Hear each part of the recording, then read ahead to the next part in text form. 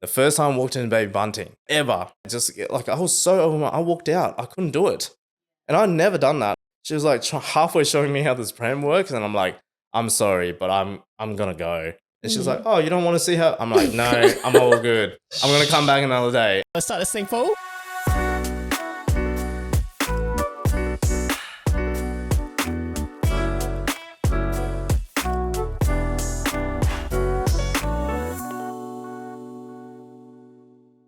Hello, I'm Sam. And I'm Amelia. Welcome back to Us at Your Podcast.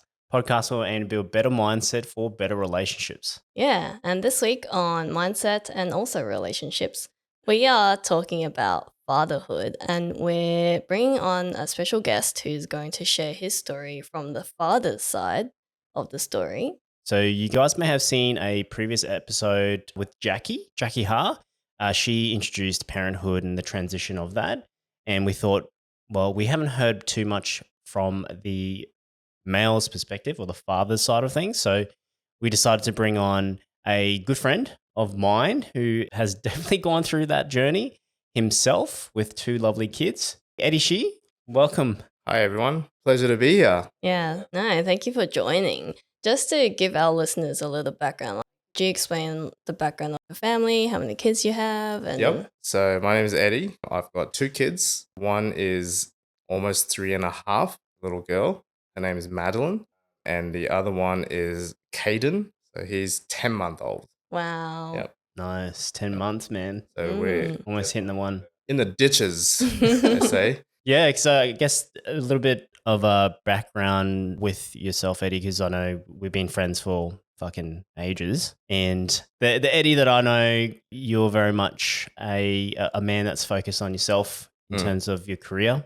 Yep. Building yourself individually. And you are a guy who was very much like, it's all about the boys. Yep. Hanging You know with what I the mean? bros. For sure. Yep. Yep, for sure. Explain your journey in terms of that transition from you being the boys to you getting into the whole family and starting that. Well, actually, before the transition, maybe give a glimpse of what you were like as a person before you had kids, or what you kind of imagined your life to be. Yeah. I think I was kind of usually pretty self-motivated. I'm a self-driven guy in my 20s.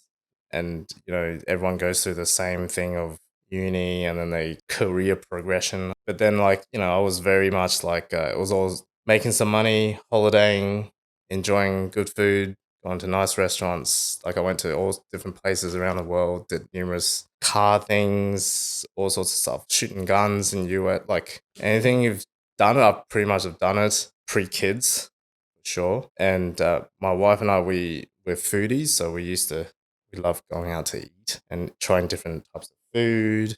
So that was our big main focus when we were kids. I was Kidless. kidless. Yeah, was always sort of ourselves. And my wife is also quite driven herself.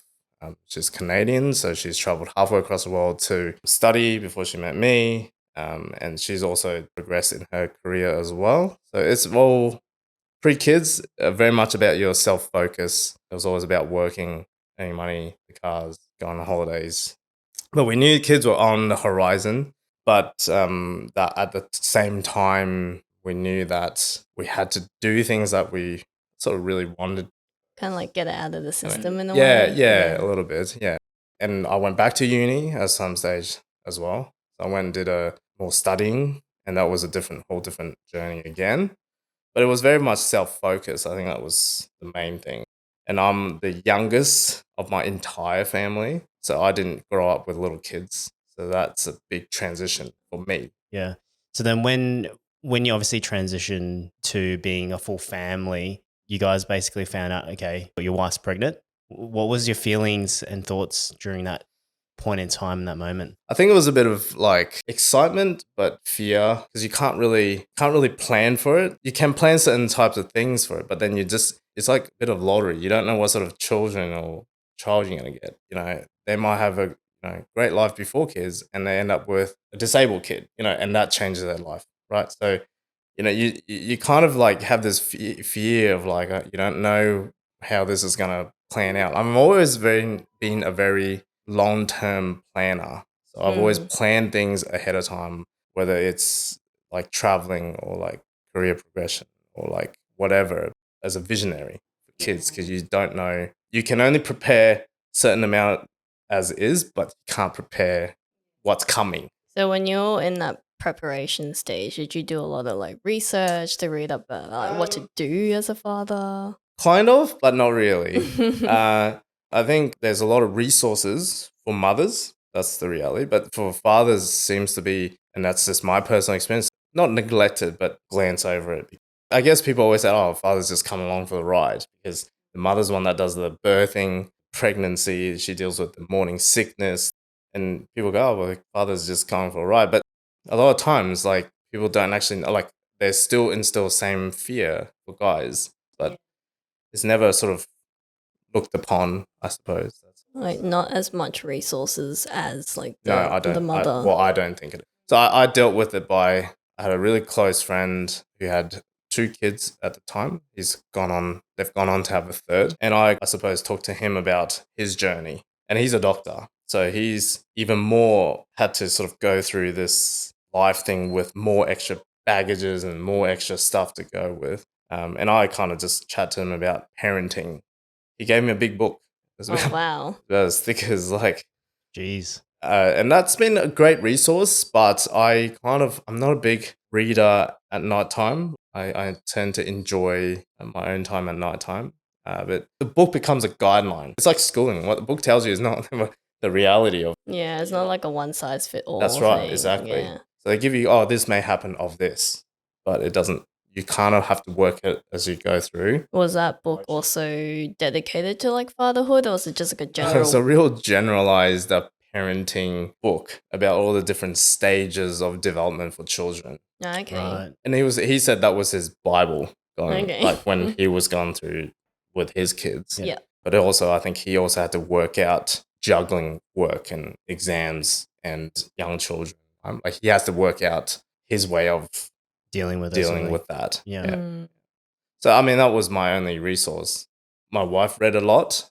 Instagram, for some reason, also has a lot of these random little tips and stuff. Yeah. Okay. But fathers generally, I find not a lot. And how did that make you feel though when you couldn't really find as much resource? Yeah, it creates this uncertainty, right? So I think for me, I went through probably not a bit of a low, but more so like you just can't anticipate anything, because I'm such a planner. So it's very hard for me to like. Was it like a bit of anxiousness? Yeah, anxiety. So I was actually I can recall now, I was very, very quiet at work, to the point where, like, not that it was stopping me from doing my job, but to the point where my colleagues realized I was a bit different, a bit True. off. Yeah. You know, I had a team in charge who actually said to me, Eddie, are you all right? Is everything going okay? And I was like, oh, yeah. Just, I suppose, just dealing through the motions of what to expect next. You don't know. Yeah. But you cannot plan things that you don't know what's going to happen. Yeah. Yeah. So I think for me personally, it was a bit of a journey to get through that myself. But you can do everything in terms of preparation beforehand. So you can do all the checks and all that sort of stuff. Make sure you get the right healthcare people. But mentally, it's really hard to prep, at least in my experience. Right? So when you were like quiet, or when you were sitting at work, was it just like thinking through like what should I do? I think so. Yeah, it was more so like what's going to happen? What does family life look like? Because for us, as I said previously, we were always, they call them dinks, right? Double income, no kids. Right? You do double income, no kids. You do whatever you want. You can leave the house whenever you want. There's nothing stopping you, and you don't have to think ahead of stuff. You just go and do it. You want to go somewhere tomorrow, you book and you go. You know, there's nothing. Yeah, there's no consideration. But whereas, like, for me, it was more like, what does family life look like? And I'm the only child, so I don't have siblings, right? So all I know is family life with my parents, right? But what does family life look like at that stage? You really don't know. You start to question, and you go, oh, this is interesting. Like, how's this going to pan out in the next year? And it was through pandemic. Yeah, true. Wow. Right? So that was 2020. Mm. How are you going to navigate through that? Yeah. Dealing with all that, like that babying and then the pandemic, the work, and a lot of changes. Did you have like a lot of negative thoughts? Um, Because it would have been obviously with the pandemic going Yeah, on, and not not so much like negative, like depression thoughts, but it was very much like you kind of go, well, is it the timing? Did I time it right? Is it the right time to have kids? Like you kind of start looking at that, you're like, oh, okay. But then there is really no right time to have kids. Like, Yep. I don't actually think guys will ever be prepped. Yeah, I've heard Out that of all many our times. friends, I think mentally, I think guys are just not prepped to gear to go, oh yeah, like we know exactly this is going to happen. If you gave us a choice, I reckon majority of the kids, not saying all, but majority of the guys will probably be happy just chilling, enjoying the cars, enjoying going out eating, going out having fun, and going out drinking with the boys, whatever, right? But it's never the family. There's a selective few, and I can think of, I know our friends, there's a selective few that are really into keen to have the kids. Yeah. I don't think I was one of them for sure. I think I think I kind of had to grow into that role model. Kind of like just get thrown into the deep end, You and you're get like, thrown into the deep end, yeah. and just see what happens. I knew when when we found out, I was actually at the gym. Oh shit! What? Yeah. So what did your wife just go? Hey. Yeah, good so news? I was actually talking to Tony, right? Oh, okay. So we were doing F45. We had just done a Saturday session. I remember this day very well. Saturday session, it was hot as hell. Like it was so hot. I remember we were chatting. Tony and I usually chat after the session, and I get this phone call, and it was from Julie, and she's like, "Oh, hey, can you just we got things to talk about. Can you come home?" And I thought it was like I said, "Oh, is something wrong?" She goes, no, nothing's wrong. Just come home when you can. And I was like, oh, sounds bad. Okay, that sounds really bad. Like something either happened to the dog or to the house or I don't know what. So I jumped in the car and I rushed home. But in that process of that 5 minutes getting home, you start to go through the process. You're This like, oh, negative is it the pregnancy? spiral. Is it the and you start and I had a feeling it was going to be that anyway. So I had some preparation, but it was like in your head, you're like, okay, what is this is really happening. This is it, right? This is the cutoff. This is what you'll always remember as the day that you find out. You know what I mean? At the gym doing F45. And see, I'll never forget that. Yeah. Yeah. I don't know what the conversation with Tony was about, but I remember the conversation then and there with the phone, right? Like, you know, I roll up and then she just basically held up a pregnancy stick in my face. And like, yeah, surprise, motherfucker. Like, I was like, oh, yeah, okay, cool. But I knew, like, because you're already geared going forward, coming home, you're like, okay, this is probably going to be it. And my wife went through, so Julie went through sort of this roller coaster ride of like pregnancy because people want to get pregnant, it doesn't always happen. So you'll hear stories among all our friends, like they just because they want to doesn't mean it'll happen straight away. Yeah. There's a lot of prep work. There's a lot of things that key indicators like for women that you have to know before you remotely even get that far. And some people don't even make it there because they don't track things right, or you know, like yeah. And so like she went through this emotion, and you know it was funny. Our friends, you know, Sean and Nita, they actually found out they were pregnant with Chase first.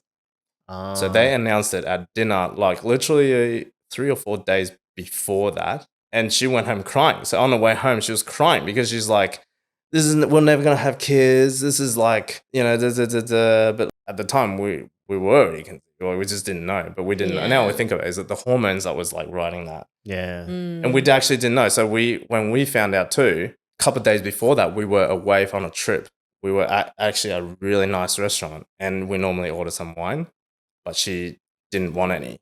And she thought that was the weirdest thing. Like, she's like, oh, normally what she smelled it. And she's like, oh, I'm just not feeling the wine today. So I was like, all right, cool. So I drank mine. But it turned out it's because she was already pregnant. So it was signs going forward. Shit. You just don't know, right? But in your head as a guy, you're like, oh, yeah. And then like drive home from the gym, you're like, okay, is it all this? It's starting to piece together. So for me, it's that mind of like, okay, I have to kick into gear now.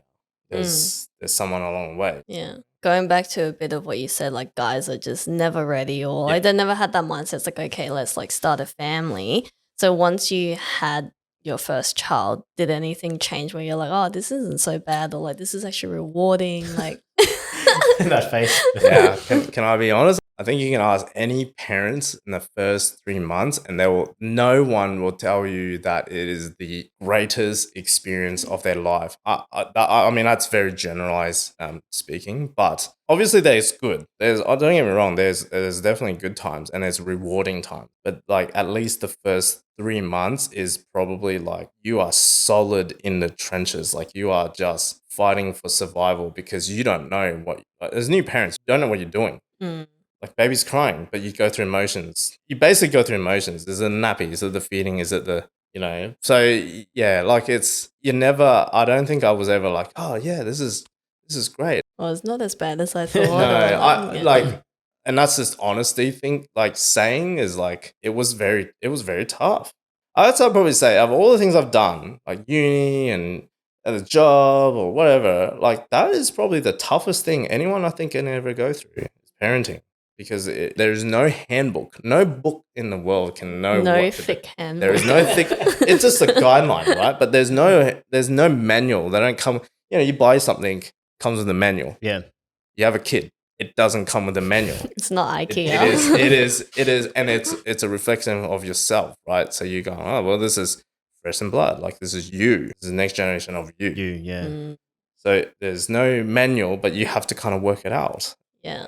Additional question though, because you have a dog and you had Yes. that dog before you had a kid. Some people say that if you have a dog first, it kind of preps you in terms of knowing how to handle a newborn. Do you think that's true or? To a degree, yes. But the difference is that you can leave a dog at home. You can't leave a baby at home. Like you want to go somewhere, Yeah, you've got to go with. Like it's got to go with you everywhere. Right? Yeah.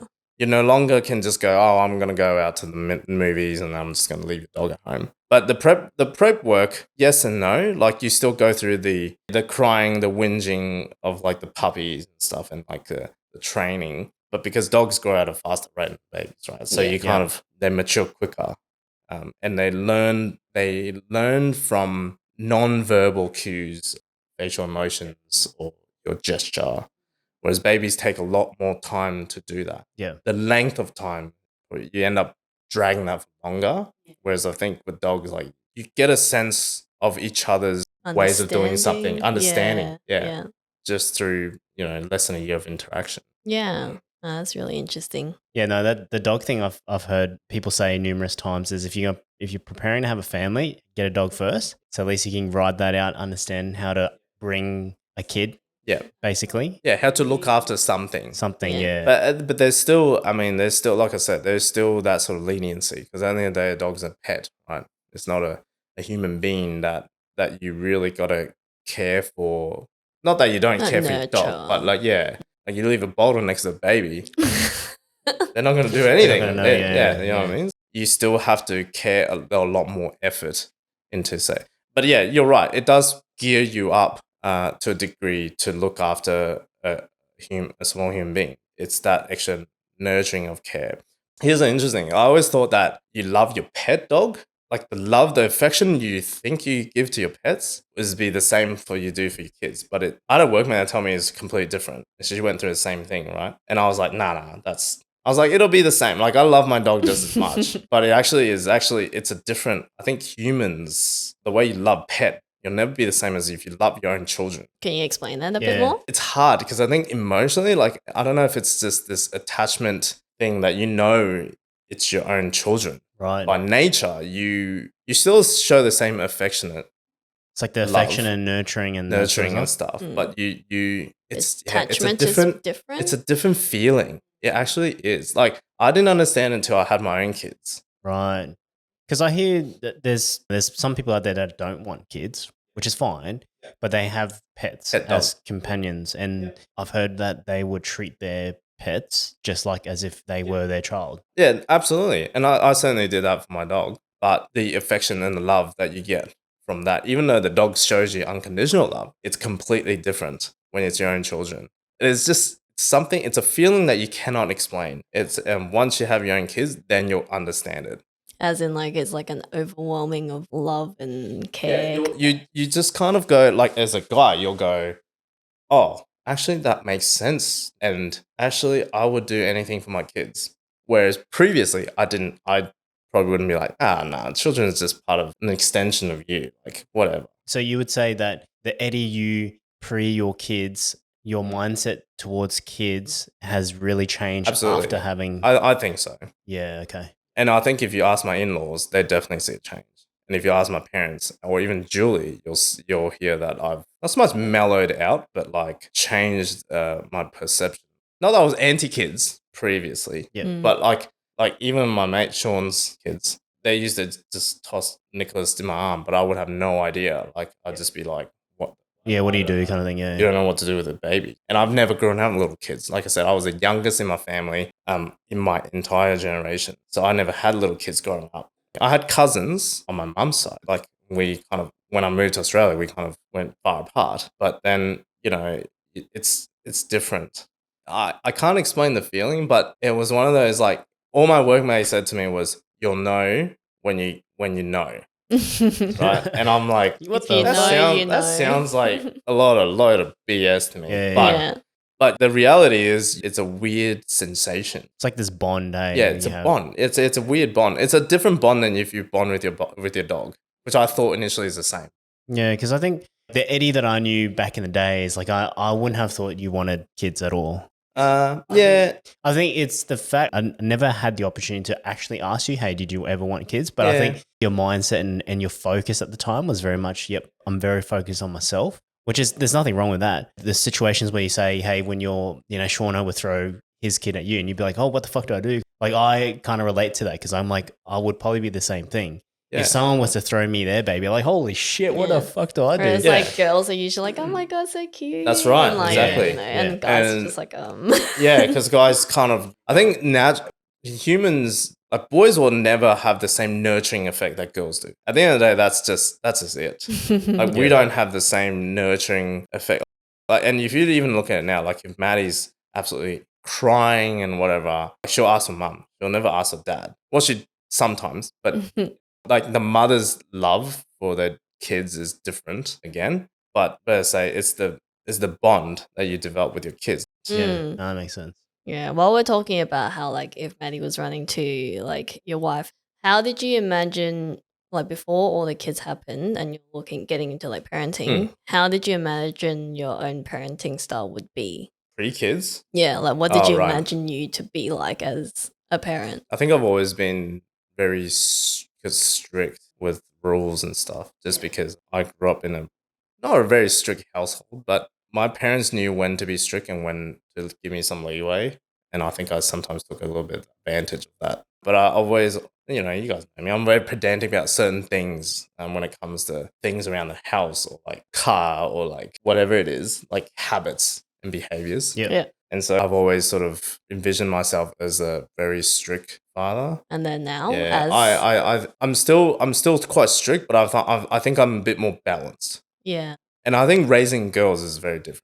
And I think raising girls, they're more emotional.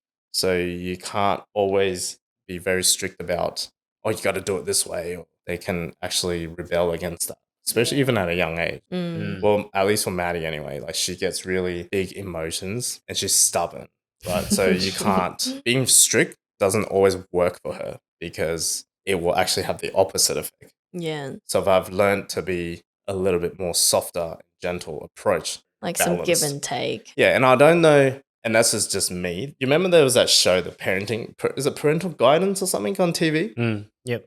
It shows all the different styles of parenting. And I've realized this. I realized that there is not a single parenting style that fits one different children. Mm. Every kid has a different behavior. They have different emotions, different personalities. And I don't actually think, I mean, I don't watch reality TV show, but I watched a little bit of that. And I gathered that you need a mixture of different styles because every kid is very different. Yeah, it makes sense too because like personalities are so different with each individual, even though they are babies or kids, like they're still different That's people right. in the yeah, end. So exactly right. I've came into it, but I realized that, Julie and I have very different parenting styles, but you have to find a way to complement each other. Like she's very like gentle. like more lenient. That's right. So she's had to learn the stricter side from me, but I've had to learn the softer side from her because my strict stuff might not always necessarily work. Yeah. How did you guys start to learn or fuse that together? Like, did you have to sit down and talk about it, or just like trial? It's a lot of trial and error, and I think our relationship as a couple always has changed as well since we've had kids. So like what you know as a couple, you might date and then you might get engaged, travel, and then you got married, whatever, and then you might live 2 years married life like you guys, right? And then you'll go, oh, I'll have kids. And it's like it actually changes your relationship together. So like for example, we never used to argue, but because we had kids, we argued about certain things of the way we do things. And that comes down to the different style. You're right. Yeah. There's a different parenting style, a different habit of doing things that we've never had to do before. But now it's like, oh, wow, this is, I can't even think of an example right now, but just things around raising Maddy, I don't like mess. So I get really crazy and I almost have like OCD, but we just learn to complement each other. So like if there's a bit of a mess, like, Julie might just like clean a little bit up or like whatever, just because she knows that annoys me. And equally, I might do some things that help her out. So it's a bit of a compliment around. Like you kind of have to work that out together as a couple. And I mean, I'm under the impression that I don't know if some couples probably the hardest journey is probably when they're having kids. Yeah.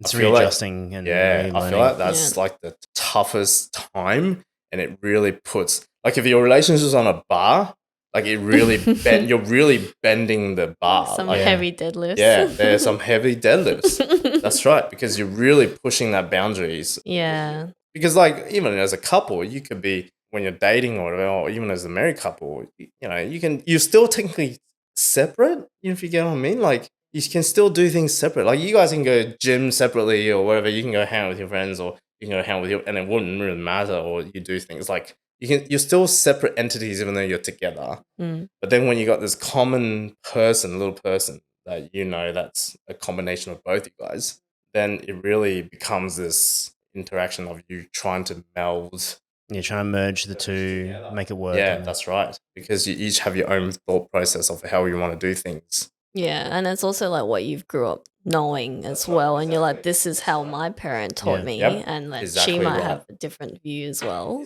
Yeah. That all comes into play. Yeah. Was there any times where you had to completely compromise and just be like, okay, let's just do it your way, or like vice versa? Yeah, I think all the time. I think we do that all the time. Being complement of each other through the tough times. At least I think for kids, at least the first 5 years. Yeah. And again, a very generalized thought here. But I reckon most marriages that are stressful is probably that first 5 years of the kids. That's my generalized thought process, because it certainly is pushing that boundary of your relationship together. Yeah.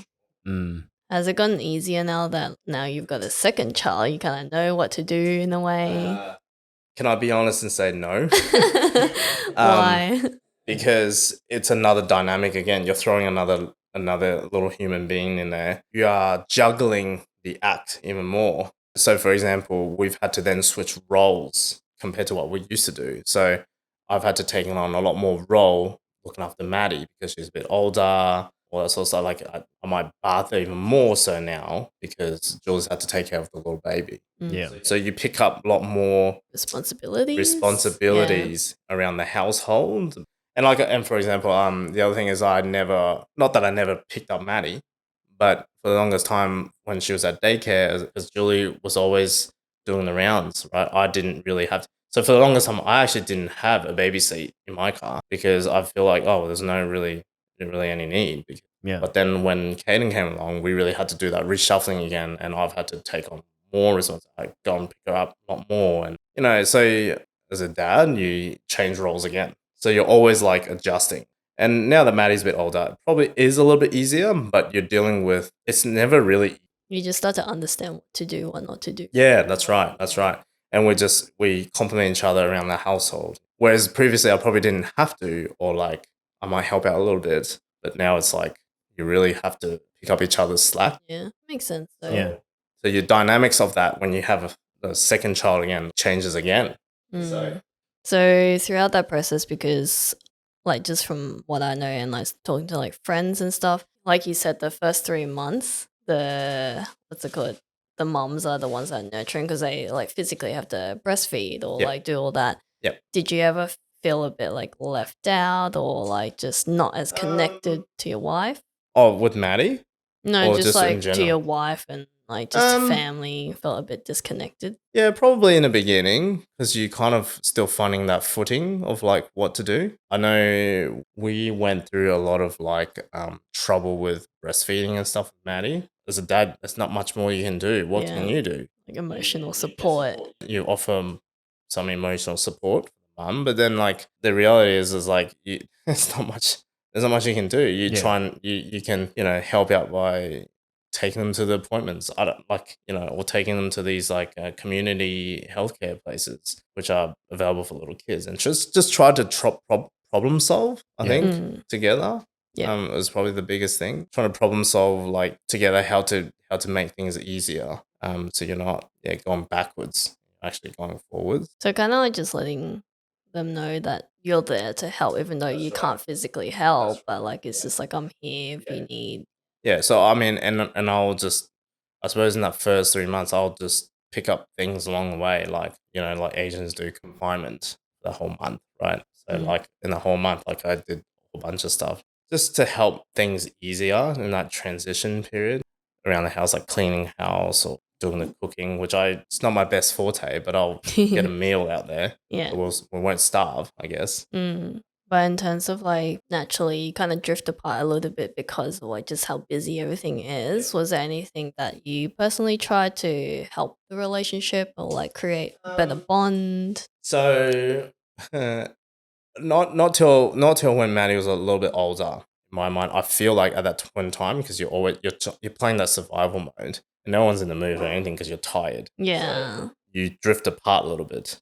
But once that routine was set in place, we started doing like monthly dates. Oh, yeah. Stuff where we started Nice. going out to like dinners and like movies, just so that you keep that kindle of The relationship. relationship going. Not saying we kept it up. We did it for a couple of months, and then now with it's even harder with Kanan again. Yeah. So, but yeah, we certainly tried to like keep it up as much as we possibly can, because you do feel that disconnect Mm. for sure. Like you just start to become like team members and you're just That's like right, working. because you're trying to work to each Yeah. other to sort of survive, really. So with Maddie, I used to wake up when she woke up to feed, but then I'd find myself sitting there and I'd be like, What do I do? what do I do? Yeah. So I just like went back to bed. I took I took 6 weeks off when Maddie was born. But then I cut my hand, and then I ended up having another 2 weeks. So I became actually even useless when I cut my hand because I needed surgery. Yeah. Yeah. So I became useless. But then like, you feel bad because you're like, there's stuff that around the house that needs doing, but But you couldn't do it. you can do it. Yeah. Mm. I was in a Injured. cast for like 2 weeks. Wow. Yeah. But yeah, certainly I think there's that they'll build that disconnect in the beginning, for at least for us as a couple. And I feel like, and again, that's a very generalized thought process, but maybe that's when like a lot of mums fall into that sort of postnatal thing, like depression thing, is like Yeah. they kind of get like disconnected. There's just so much going on Yeah, in general. yeah, for sure. Especially if it's your firstborn. But there's definitely a lot of support, at least in Australia, for mums. I think dads, I feel like we just tough through the process, and we deal with it by. And most guys have different hobbies that they turn to, Mm. like cars and that sort of stuff. I feel like guys do need a bit of time sometimes to themselves, Yeah. just to away from that chaos, and it brings them sort of back in. Yeah. You're recharged and you're kind of ready to go again. Yeah. But I think that's important too, just for anyone. It's just like, it's more or less so that message where you need to have time for yourself, even if it's like that 5-10 minutes or Yeah. like however Yeah. much time you get to recharge That's and right. reset, then get back and then you can be like, okay, I can do this. But the counter argument is that the mum's always like, well, I never get to. Right? Yeah. Mm. Because they're like, Because well, they're constantly. that's right. just They're like, well, doing when do I ever something. get a break? Yeah. That's true. what Julie says all the time. And she's like, you boys always after your boys' trip, but I never get anything. Like, Yeah, I don't true. get the same thing. Right. Yeah. And I do get it. Mm. So, you just try to support. I feel like the toughest time for parenting is like, well, at least in that beginning, is that first 3 months is like, you just, Really hard, eh? yeah. I feel like I lost some memory there. It's just, Far out. it's grey. And I've read if you ask a lot of parents what the first 3 months of it is, it's just great. Yeah. You don't know what happened. Yeah. So do you Shit. think, like, in terms of mindset, going Yeah. into that first 3 months, it's like just having the understanding that there'll be a lot going on and that, like, not everything's perfect and relationship might drift apart. Do you think Yeah. that would help any new parent or, like, just fathers to be like, okay, this is kind of what to expect or what might happen? I think so. And I think I didn't know what I was getting into for sure. Like I say, I'm always a planner. So for me, that was the hardest time, like in terms of you don't know what it's going to look like. So you felt helpless the whole time, like Well, at least at first, at Yeah. least the first 3 months is pretty. Yeah. I think as a guy, you go through this pretty rough journey of I don't know what's going on here. did you ever seek support from someone or Not really. I feel like being self-driven Yeah. gets me emotionally strong enough to work out these little kinks and stuff going forward. I think that's my strong suit. But some people, I can see how some people will fall out of that if they don't. They can get lost a bit before they kind of get better. Mm. Yeah. I feel like the only way to get around that is always just chatting to People that had people kids. that had kids. Yeah. Because I feel like that's the only way you can kind of understand if you're on the same, like you at least feel a bit better Yeah. when you talk to someone who's been through that journey. You Yeah, kind of yeah. go, oh yeah, like, okay, we're on the same path. Like we're not idiots. Like, and at the end of the day, I mean, you have a very simple job. Just don't let your kid die. Like that's just, you know what I mean? Like, Yeah. you know, I know, like as much as it sounds really silly, but that's just it. Like, you know, you go through emotion, you got to make sure that they eat and sleep. They're sleeping, you gotta make sure that they're like what they call SIDS, which is sudden infant death. I didn't learn that until I had kids. Mm. A SID is a condition when Right. kids there's no really reasoning behind it, but they can be just sleeping, you know, maybe something's like suffocating during the night and they stop breathing and you end up with Shit. I didn't even know that. Yeah, that's Yeah. what they call sudden infant death. Wow. It's a syndrome. Yeah, it actually is a thing. And I didn't know about how serious. But I think in Australia, they're sort of overemphasizes on SIDS. And I know there's probably people that's had tragedies of kids that's probably passed away because of SIDS. But Australia like really drills that in. And, you know, stuff like that, like you don't know. And no one taught you that until you actually have a baby then. And they go, oh, by the way, there's a thing called SIDS. By the way, just make sure. Congratulations. That's right. Just make sure they don't suffocate at nighttime. And you always have this fear like, oh, am I doing things right? Yeah, true. That makes it hard then, because you know what I mean. Like it's constantly in your mind. That's right. And you're like fucking you're over preparing. You're like freaking out. And you're like anxious and shit. That's right. So it's like it's hard. It's like you can prepare, but you can't prepare. You can prepare certain things, but you cannot. Yeah, it's one of those like things that you kind of have to work out along the way. Like you just. Mm. That's why I always hear people say, like, when you're transitioning to a parent, you just have to do your best to be the best parent that you can be. That's right, because at the end of the day, they see you as a role model. Yeah. And I've always thought of it myself that way. It's like, what actions am I doing? You know, and even today, this morning, like you see it, like Maddy's actions are a reflection of Julie and I. Yeah. Because you are all they know, at least for the first couple of years. So they model and say things. It's a reflection of you guys. Yeah, Mm. that's right. So, and I always remember this, right? There's a classic one in that parental guidance episode. There was a parent there that was like very strict parenting, and they had an exercise where they reversed the role. So they get them to, I think, go through like daily motions of what happens in the house, but they reversed. So the parents became kids and the kids became parents, right? So these kids end up going to the kitchen and they started going around like wooden spoons and all that sort of stuff. And they're like, go and do this, go and do that. And then they're like, oh, if you don't do this, I'm going to hit you. You know, like I watched the episode and I had a revelation. I was like, oh, wow, like actually, like we have such an impact on them when they're young. When the roles are reversed, you're like, whoa, like, okay, maybe should I be really doing it that way? Or gives you a perspective, perspective. of like how how true it that's can right. be. That's right. So to me, it's like I always thought of it as like, how do I be the best role model for my kids? Again, I'm not perfect. And Maddy has sworn, right? Oh, really? Yeah, because sometimes I'll go, you let it slip. Shit or whatever. Yeah. Like, What did you do when she swears?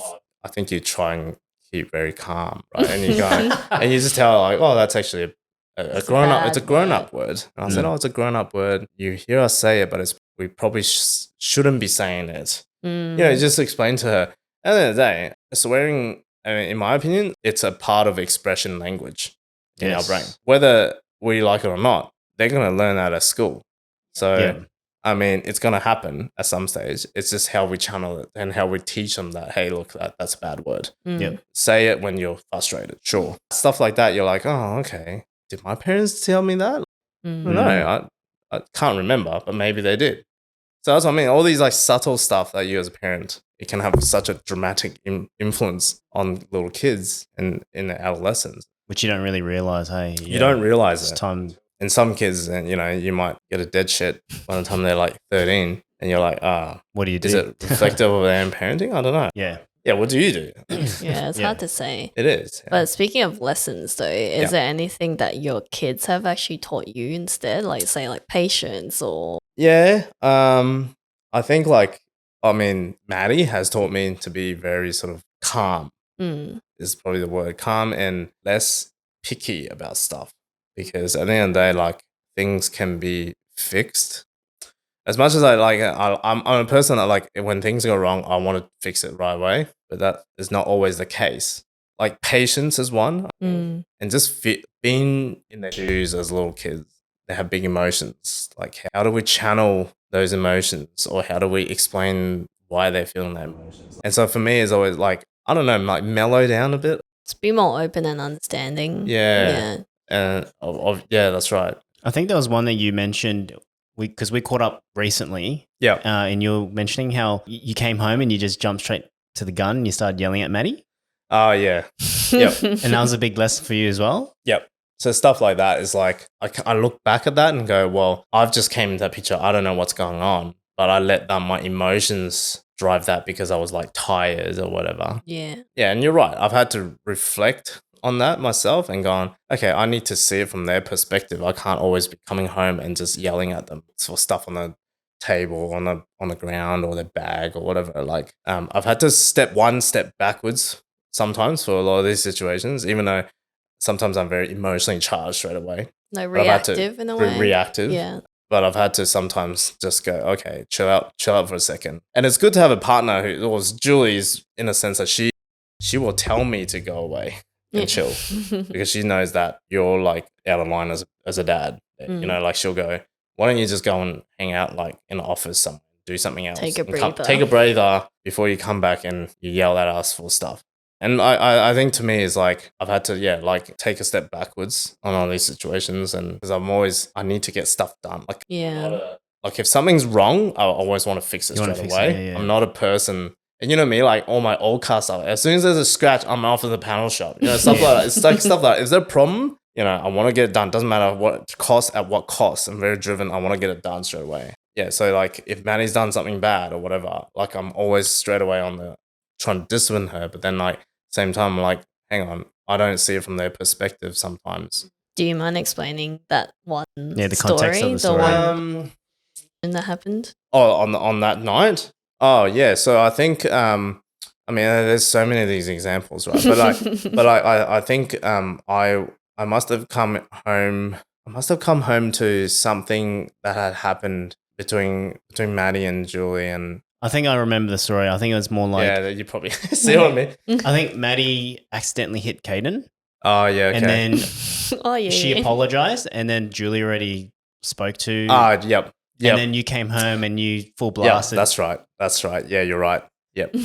Yeah, so you remember that story. I don't. And that's what I mean. There's so many examples. After that situation happened, you're like, okay, next time I got to do it better this way. But you're right. Yeah, that is correct. So she must have accidentally hit Caden or something had happened, but Julie had already mentioned and disciplined her and said sorry and apologized. But I've come into the picture not knowing the context of it, just know that she had hit Caden. Yeah. So I straight away jump in the gun and I'm like, you shouldn't do that. You shouldn't do it as a baby. You know, he's a little baby. He doesn't know how to defend himself. Like, and then she's gone off like crying because she's now feels offended and and then I've realized the situation. So I've gone back and apologized to her. Like, sorry, Dad. Like, I should have known better. Yeah. Maddy's point of view is probably like, she said sorry, but now I'm being yelled at again. It's like, why am I being yelled at? That's right. Yeah, I think the good thing was Julie actually came up to you and said, "Oh man, you're a dick. Yeah. Like, you shouldn't have yelled." And Yeah. I think that communication that you guys have Yeah. is really good. And that's the other thing, is that the communication, the way we communicate as a couple, I mean, there's always improvement. Not saying it's perfect, Yeah. but you have to communicate with each other ever more so clearly as a couple when you have kids. You know, you can't just assume, oh, you know this, because the way I'm doing something, you know, you just know that it's the way it's been done. You know, like you have to be very somewhat clear. Sometimes it's probably better to be more clear until you actually got that proper routine where you Yeah. guys know what's happening. So That's right. even if you assume that they may know that this is what I've been doing the past week, I think we were talking to Jackie in her episode. I can't remember if it was her, but she was like, you may have done something for the past 2 weeks in this way, but things change because it's like a newborn, there's a baby. So right. you might have to swap your strategy again. So you have to voice that again. You can't just be like, oh, I did that last week. Exactly. Like, why don't you? That's Why exactly aren't you doing right. it, you know? That's exactly right. Yeah. So you have to be very clear about communication strategy. And I think that's probably where, again, most of those couples who end up, you know, splitting or whatever, because after they've had kids, because they realize, oh, we're not actually good communicate, miscommunication between this and that. My gut feeling is that that can create a lot of that layers, whereas it wasn't previously when you're dating as a couple. Yeah. Because it didn't really matter. Yeah. Could you share top 3 key takeaways that you've learned throughout your whole journey of now being a father? Like I said, the relationship as a couple, definitely that dynamic will change. You can ask basically anyone who's had kids, that dynamic that you had as a couple before kids and after kids, completely different. Like the real challenge is have to work together ever so importantly as a team. And you have to learn to complement with each other, and which is what I feel like our journey has gotten to. And and help each other where necessary. And just sort of, you know, take each other's falls, because everyone has flaws, right? Flaws, and no one's perfect. Yeah. But it becomes even more true when there's kids. And it's also asking to like, where can I help, or like, can I help you? Yeah, that's or right. Something like Yeah, try to be very open. And I think for guys, you have to be very open-minded about going into it, because it is. I guess I never understood, like, people always like, oh, you're gonna have kids, it's gonna change your world, and it's gonna. And I'm like, yeah, maybe. And I was pretty stubborn pre-kids, actually, in a sense that I was always like, oh, there's certain things I always will do, and I'll never change. For example, one of them is the car situation. You know, always have to like wash it, clean it, whatever. You know, that, and there are things that you keep that instilled for yourself, because that's for your own sane, right? For your own sort of mindset and your own things that you value.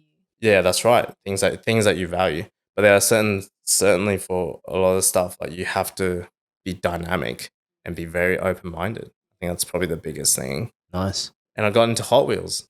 Nice. Like hobbies, you know, like you Well, yeah, just picked right. up another hobby coming. Well, I I see. The thing is, right? Yeah. So Hot Wheels, I never thought I'd be again. Right. So here's the thing. I went out looking for Hot Wheels for Maddy. So Maddy really loves Ferrari. In fact, we were at the Ferrari Passion Day yesterday. Cool. I saw that. Yeah, it was awesome.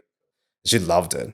And I don't instill that in her. Like, I like cars, but I don't instill. We never show her cars or never do anything like that. But I went out looking for a Ferrari Hot Wheel, but I realized that I couldn't find any, because I used to have Ferrari Hot Wheels. True. And I realized that it's because Ferrari lost the licensing. Sorry, Hot Wheels lost the licensing for Ferrari in 2014, and therefore I couldn't find any more. And then I started doing online research. I was like, Ferrari Hot Wheels have gone up in price. And because of that too, it's become a thing with me and Maddy. Like, we'll go to Big W and go to the shops, and she'll know that the trade-off is that I go and look at Hot Wheels and she'll go and look at Barbies. That's cute. That's cool. You know what I mean? So you Yeah. develop random bonds like that. And I used to take her to car events because that's our thing. Actually, additional question. So we do see that you do try your best to take your kids out with you and stuff. How do you try and keep that, and also like just keep energized and just make sure that the family comes with you and not stop your life for, you know, the kids? Yeah, so that's very interesting. You say that, because pre-kids, Julie and I, when we had the discussion, we've always liked traveling and food and all that sort of stuff. So we've always said together as a couple that no matter if we have kids, like there are certain things that are just almost not negotiable. So Yeah. that if we're gonna go traveling, we're gonna bring our kids along with us because we want them to have the same experience, like as a couple, 3 kids. Even after kids, those should not change. And so we've always thought, oh, whatever we do, we want to take the kids with us to Yeah. have that same experience. And that's why you'll see photos of us going out to different events or eating different stuff. Because I wish I had that Yeah, I like that. as Yeah. a kid. Yeah. Like I didn't really have that in the upbringing because my dad was always busy. And my mum was always busy as well. So we didn't really have that upbringing. Whereas Julie had a completely different upbringing. Yeah. Yeah. Her mum and dad would always be out on the road, like on weekends. So they would drive from Canada to America in one day. And, when she told me, like, oh, I've been to here and here and here, and I've experienced this and this. And, as a kid, I went and did this. And I was like, oh, actually, that's cool. I wish I had that. Yeah. Envy that. Yeah. And like now I'm financially capable of doing that. I don't see why that's like a hard thing. Some people get weird about that because they go, oh, we want to go on holidays without kids. Yeah. It is difficult. Not getting me wrong. It is. Holidays with kids sometimes is not really a holiday. It is an absolute, because the environment, the kids get all funny sometimes and they get changed. And we think we value that difficulty To make it work. Yeah, to make it work. Yeah. That's something that we appreciate because we're similar to you guys in the fact that we value food and traveling and cars and shit like that. Yeah. So I think like when we see you guys do those things, we're like, fuck, we actually really like respect that. Yeah. And I think, and like we know that it's hard for any parent to even just get the kids into the car, but it's just like you making that effort to actually bring them along and just not stopping your own life, but still enjoying it. That's right. And we've always said that we want them to evolve into our life. I know it sounds selfish, but we don't want them to run our lives. Yeah. Because we're the adults. So yeah, we're going to make changes for sure, but we learned ways to just take them along. And so we traveled, even when Maddy was quite young, we were always on the road and stuff. Like just give her different exposure. And I think that's why she don't mind coming along. And she says she loves holidaying, but which kid doesn't, right? I mean, like, which kid doesn't like holidaying? And to be honest, like we almost spoilt her for that. And I always tell my mum and dad, I'm like, this generation of kids that are growing up are going to be way better than when we were growing up. Of course, yeah. I think it's good because they get that social interaction, whether or not they're actually talking to someone, but they're out there and just seeing the world. Yeah, so I think right. that's good. And a lot of people, I mean, that's the trend now these days, right? I've got workmates who took a caravan and went around Australia for 6 months. Oh, really? Yeah. There's heaps of people now that do that. Like they go on these massive trips. Recently, another workmate of mine, she just took her kids and her husband around the world. Oh, wow. It was like a solid 6 months. And I think it gives like kids a bit of that exposure of the worldly. Yeah, the different cultures. Yeah. That's cool. That's cool. And I think I think we'll always try to do our best to instill that as much as we can. Yeah, that's awesome. Well, it's come to the end of our episode. Eddie, thanks for joining us because you've really shed a lot of light about There's fatherhood. probably way too much, but anyway. No, it's never too much. Yeah, it's never too much. We really appreciate you coming on. No worries. Thank you very much. Thanks for the invite. A lot of males out there who are probably going through the same thing. I think so. Yeah. And I don't talk about it, right? So it's a very taboo thing. But I think it's important for guys to realize. Yeah, and had to like shed the light. For sure. And I've had, do you remember Pravik? Yes. Yeah, so Pravik's having a baby. Yeah, right. So I chatted to him. I said, "Oh, congrats and stuff." And I think he told me he was like, "Oh, I don't know, like it's the same." And I can see that mentality again. I'm like, it's this whole you're getting to this cliff face and you don't know what is coming. And for people that are very much like the plan, you don't know what's coming. It's very scary, daunting thought, right? So I just said to him, I said, "Look, if you need help, you just reach out." Some people tell you, "Oh, this is a breeze," but it's not. It is not. The reality is it is tough work, right? Yeah. So I just said to him, I said, "Look, like I can do my best to assist, whether it's mentally or like emotionally or even just like telling you where to go to buy stuff, Yeah, buy gear and There's tried to heaps of spin. stuff, yeah. There's Yeah. almost this is going to be a funny story. I'll keep it short. But Love a funny the story. first time we found out we were pregnant, and then we were obviously shopping for gear, right? The first time I walked in Baby Bunting ever, I walk in there, within like 5 minutes, I walked out because we were looking at prams, and it was just like, oh yeah, this does this, and this does this. Oh, click this, click that. Like there was just 10,000 things going on, and I'm like walking around, and I'm like looking at all the cots and. Trying to decide, like there's just almost excessive amount. There's a Overwhelming? big market for baby gear, right? Yeah. And there's excessive amount. And guys, I think guys get really overwhelmed. It's like I was so overwhelmed. I walked out. I couldn't do it. Yeah. And I'd never done that. Like I walked in, and I literally was like, she was like halfway showing me how this pram works, and I'm like, I'm sorry, but I'm gonna go. And she's like, oh, you don't want to see her? I'm like, no, I'm all good. I'm gonna come back another day, and I left because I was Wow. like, this is way overwhelming. Like Wow. you don't know where you don't know. And like I said, I'm the youngest in the family. You don't know where to go, right? You never touch these baby gear, Yeah. and they oversell you on all these stuff. The reality is, Do you don't- really need don't- that stuff, eh? We appreciate good stuff too, but like we try to keep things very minimalistic because I know that kids grow out of stuff very quickly. Yeah. But one of the best things we got actually is a travel pram. So we actually have 2 prams. Wait, what's the difference Yeah, what's the between difference, a man? normal pram and a travel pram? So our normal pram, which is Thule, that brand, that Sweden's Yeah. brand. Yeah. So Yeah. it's made by Thule. True. And it's like big compartment down the bottom. And you can put like capsules, like when they're really, really young, you can't put them in a seat. So they have to lay down, right? So yeah. it comes with a little like capsule thing, all that. But a travel pram is literally like a fold into like almost like a little box, and it's light. So it's like 5-6 kilos, and you can put that on board on the airplane. Oh, Whereas whereas the other pram, like you'd have It's to like put that with the normal luggage, bulky and it's and bulky. yeah. Right? Yeah. So our initial pram was like $1,500. Holy Like, crap. yeah, Wow. car gear. I'm telling you, like it's for $1,500 for that. Like, and we got some use out of it. And they sell you on the stuff like the wheels are made out of like bubbles or I don't know fairy tales stuff. And because as a first time parent, you're like, oh yeah, I want my baby to sleep really well, and like, you want the best shit. you want the don't best, right? So you're like, yes, right, I'll spend money on this. But actually, we realized that is not practical when we're traveling. So as a travel couple, as a couple that do a lot of traveling or go out everywhere, we find that very bulky, and we couldn't take that with us. Yeah. Far around. So we ended up buying a traveling pram. It was expensive, so that was like a $700 pram. But we probably got more use out of that than we did on the initial one. Nice. You know what I mean? It's like stuff like that people don't tell you. When you get there, you're like, okay, I gotta make these decisions. But like, and no one was like, oh yeah, don't get this, get this. So that's why for Pravik, I said, hey, if you need help or if you need It's advice on certain advice things, on stuff, and I think for guys, it's always hard to ask for advice, but just be very open-minded. Yeah. Your world will change. Yeah. Yeah. Mm. There's way too many stories. Nah. Stories are the best though. Oh yeah, and it is a journey. It's a journey, right? As I say the same. Like I don't ever regret it, but certainly there are times where I'm like, oh my god, we could have been so much better with just a couple, Yeah.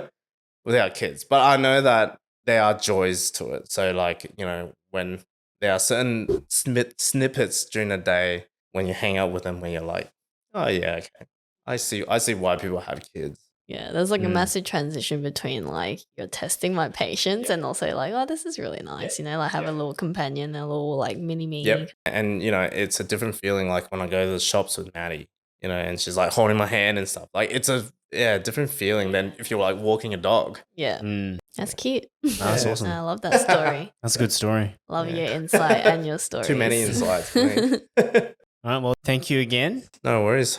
So if anyone's expecting a kid and is a father to be, this one's a really good one and lots to digest. Yeah, lots of information. And once again, guys, thank you for tuning in, and we will catch you in the next one. Goodbye.